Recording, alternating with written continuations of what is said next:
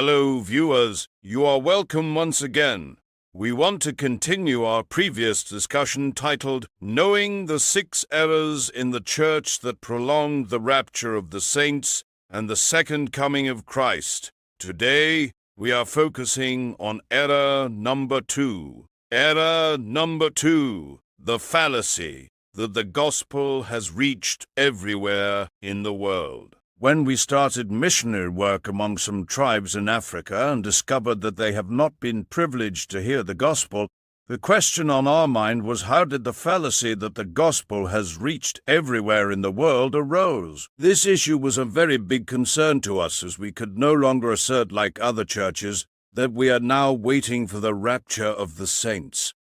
We began to carry out research on how the error arose, but not necessarily when it arose. As we began to read world missionary journals, we stumbled on what one Dr. Ralph Winter presented during the first International Congress on World Evangelization. July of 1974, Billy Graham invited 2,300 Christian leaders from 150 countries to Lausanne, Switzerland, for the Congress on World Evangelization. He asked Ralph Winter, a soft-spoken and little-known faculty member from the new Fuller School of World Missions, to present a paper titled The Highest Priority Cross-Cultural Evangelism.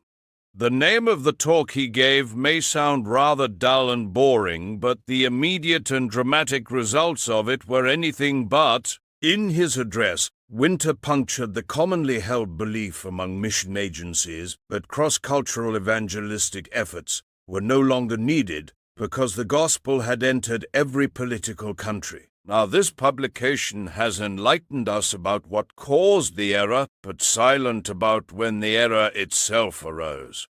The phrase, the commonly held belief, suggests that it had been long ago. One more issue of interest in trying to find out when it arose is to know when the gospel entered every political country.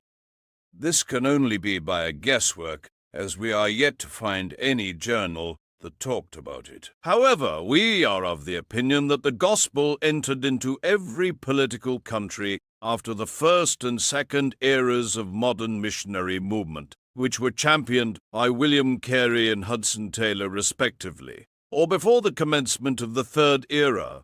This is because the third era focused on the unreached peoples of the world, which Dr. Winter presented during the first International Congress on World Evangelization. It must be this controversy that prompted the two champions of this third era, Cameron Townsend and Donald Gavrain, to commence the unreached people's work.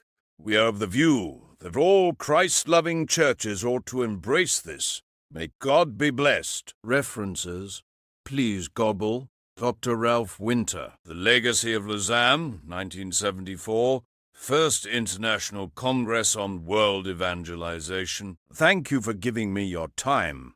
This information is for churches and mission boards from the International Association for Missions, IAM, Nigeria. God bless you. In our next episode, we shall discourse on error number 3.